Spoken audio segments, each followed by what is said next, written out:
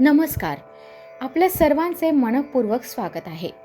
तुम्हालाही वाटतं का की घरात सदैव सुख, समृद्धी, धनधान्य आणि सकारात्मक ऊर्जा नांदावी? आज आपण जाणून घेणार आहोत दर शुक्रवारी मिठाचा दिवा कसा लावावा, तो कोणत्या वेळी लावावा, कोणत्या दिशेला ठेवावा, कोणते नियम पाळावेत आणि दिवा विझल्यानंतर वापरलेल्या मिठाचे काय करावे याची सविस्तर माहिती. धार्मिक परंपरा आणि लोकमान्यतेनुसार शुक्रवार हा महालक्ष्मी देवीचा दिवस मानला जातो. या दिवशी अनेक भक्त श्रद्धेने विविध पूजा आणि उपाय करतात. त्यापैकी मिठाचा दिवा लावण्याची परंपराही अनेक ठिकाणी प्रचलित आहे. अनेकांच्या श्रद्धेनुसार हा उपाय घरातील सकारात्मक वातावरण, सुख, शांती आणि समृद्धीसाठी प्रार्थना करण्याचा एक मार्ग मानला जातो. हा व्हिडिओ धार्मिक परंपरा आणि लोकश्रद्धेवर आधारित आहे. सर्वप्रथम जाणून घेऊया मिठाचा दिवा का लावला जातो. धार्मिक मान्यतेनुसार मीठ हे शुद्धतेचे आणि नकारात्मकता दूर करण्याचे प्रतीक मानले जाते. तर दिव्याची ज्योत ज्ञान, आशा आणि सकारात्मकता आणि दैवी प्रकाशाचे प्रतीक मानले जाते. त्यामुळे अनेक भक्त शुक्रवारच्या दिवशी महालक्ष्मीची पूजा करून मिठाचा दिवा लावतात आणि देवीकडे घरात सुख, समाधान, आर्थिक स्थैर्य आणि मंगलमय वातावरण राहावे अशी प्रार्थना करतात.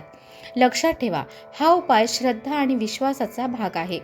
याचे परिणाम व्यक्तीच्या श्रद्धा, परिस्थिती आणि धार्मिक विश्वासानुसार वेगवेगळे असू शकतात. आता पाहूया यासाठी कोणते साहित्य लागते. एक स्वच्छ मातीचा दिवा घ्या. त्यासोबत जाड मीठ किंवा खडे मीठ, कापसाची वात, तूप किंवा तिळाचे तेल, हळद, कुंकू, काही फुले आणि महालक्ष्मी देवीची मूर्ती किंवा फोटो जवळ ठेवा. पूजा सुरू करण्यापूर्वी घरातील जागा स्वच्छ करा. शक्य असल्यास आंघोळ करून स्वच्छ वस्त्रे परिधान करा आणि मन शांत ठेवा. यानंतर महालक्ष्मी देवीला हळद, कुंकू, फुले अर्पण करा. आता मातीच्या दिव्यात थोडे मीठ भरा.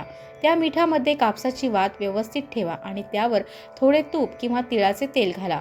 काही ठिकाणी फक्त तूप वापरण्याची परंपरा आहे, तर काही ठिकाणी तिळाचे तेल वापरले जाते. तुमच्या घरातील परंपरेनुसार तुम्ही यापैकी योग्य पर्याय निवडू शकता.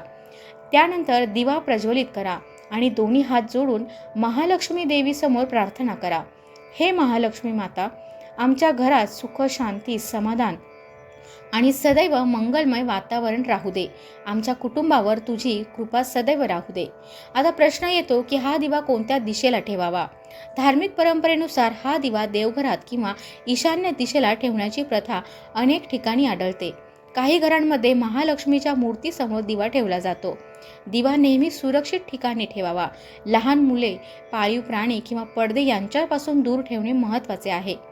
हा दिवा कोणत्या वेळी लावावा. शुक्रवारच्या संध्याकाळी सूर्यास्तानंतर पूजा करून हा दिवा लावण्याची परंपरा आहे. शक्य असल्यास एकाच वेळी दर शुक्रवारी दिवा लावण्याचा प्रयत्न करा. नियमितपणे एकाच वेळेला पूजा केल्याने शिस्त आणि सातत्य राहते. आता सर्वात महत्त्वाचा प्रश्न म्हणजे दिवा विझल्यानंतर वापरलेल्या मिठाचे काय करावे. अनेक धार्मिक परंपरांमध्ये हे मीठ पुन्हा स्वयंपाकात वापरू नये असे सांगितले जाते. काही ठिकाणी जे वाहत्या पाण्यात विसर्जित करण्याची प्रथा आहे, तर काही जण घराबाहेर स्वच्छ जागेत टाकतात. आता काही महत्त्वाचे नियम पाहूया.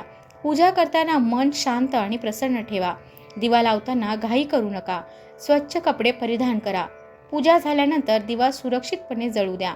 दिवा विझल्यानंतर उरलेले साहित्य योग्य प्रकारे विसर्जित करा. कोणताही धार्मिक उपाय फक्त धनप्राप्तीसाठी न करता भक्तिभाव, कृतज्ञता आणि सकारात्मक भावनेने करणे अधिक महत्त्वाचे मानले जाते.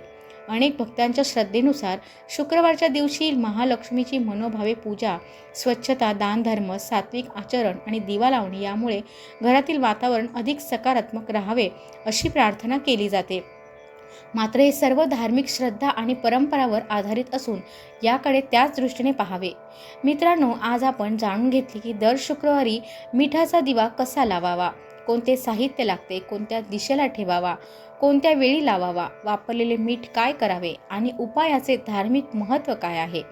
जर तुम्ही श्रद्धेने हा उपाय करत असाल तर कमेंटमध्ये जय महालक्ष्मी माता असे नक्की लिहा.